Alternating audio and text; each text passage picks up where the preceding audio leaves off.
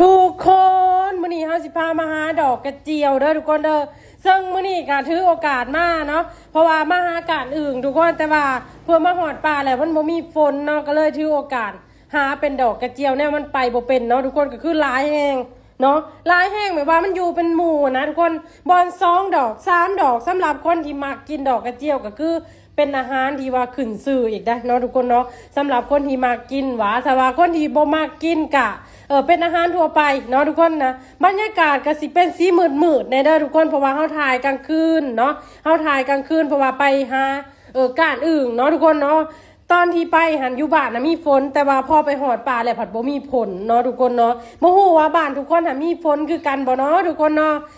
บ่ฮู้ว่าบ้านไผเห็นดอกกระเจียวออกแล้วบ่ทุกคนบ้านนั้นข่อยก็คือออกแล้วเนาะบ้านข่อยคือออกแล้วทุกคนมีแต่ดอกกระเจียวแดงนะเนาะดอกกระเจียวแดงนี่กินมันจะหอมเนาะทุกคนเนาะมันจะหอมกว่าดอกกระเจียวขาวเนาะเฮาเฮ็ดแจ่วแซ่บๆแบบแจ่วปลาแดกขนาดเนาะทุกคนเนาะแจ่วปลาแดกบ้านเฮาลวกกินกับแจ่วปลาแดกหรือว่าเป็นแจ่วแมงแคงนี่โอ้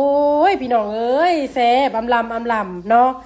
อันนี้เป็นดอกกระเจียวธรรมชาติเด้อทุกคนเนาะเป็นดอกกระเจียวธรรมชาติที่ว่าเกิดตามธรรมชาติบ่ได้มีการปรุงแต่งบ่ได้มีการใส่สารผิดอีหยังเนาะก็คือธรรมชาติแห้งเนาะสามารถแบบว่าเก็บขึ้นมาแล้วก็กินได้เลยเนาะทุกคนเนาะเป็นดอกกระเจียวธรรมชาติหาธรรมชาติทุกคนเนาะสำหรับข่อยน่ะเป็นมักแห้งทุกคนในการหาดอกกระเจียวถามว่าเจ้ากินบ่ก็คือเป็นคนที่ว่าบ่ค่อยมักปานใดเนาะทุกคนเนาะแต่ว่ากินได้เนาะแต่ว่าบ่ถึงขั้นว่ามักเนาะทุกคนเนาะแต่ถ้าว่าไผที่มักก็คือเป็นอาหารที่เลิศรสอีกเมนูหนึ่งเนาะทุกคนเนาะปลาที่เฮ้ามามื้อนี้จะเป็นแบบว่าคล้ายๆกับดงเด้อทุกคนเด้อเป็นปลาแบบว่าทึบๆเนาะเป็นปลาทึบๆเป็นปลาแบบว่าเป็นดงหั่นน่ะว่าง่ายๆเนาะทุกคนเนาะอันนี้คือดอกกระเจียวนี่ลายแห้งทุกคนขนาดว่ากลางคืนได้นี่เฮาเยื่องเอาได้นี่เนาะแต่ถ้าว่าเป็นกลางเว้นโอ้ยข่อยตาซิออนแห้งทุกคนก็คือสีแดงอยู่เนาะอันนี้เป็นขนาดว่าเป็นกลางคืนก็ยังลายขนาดนี้ทุกคนถ้าว่าไปกลางเว้นโอ้บ่อยากสิคืนสภาพเนาะทุกคนเนาะก็คือลายแห้งเนาะดอกกระเจียวแบบว่าพวงกำลังออกได้ทุกคนเนาะปิลี่ปิลู่เนาะปิลี่ปิลู่นะทุกคนเนาะข่อยก็เว้าบ่เป็นเนาะนี่ซ้ำนี่ทุกคนพอดีแบบว่าเฮาลวกแบบว่าแซ่บเนาะทุกคนเนาะ